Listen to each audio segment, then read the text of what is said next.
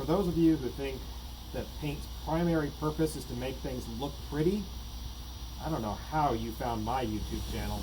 However, if you're like me, you know that corrosion resistance is actually the main function of paint. However, it also has other cool tricks you can do with it. For example, a great way of making inexpensive non-skid, yeah, that fancy OSHA stuff. This trick probably is not OSHA approved, but hey, it works.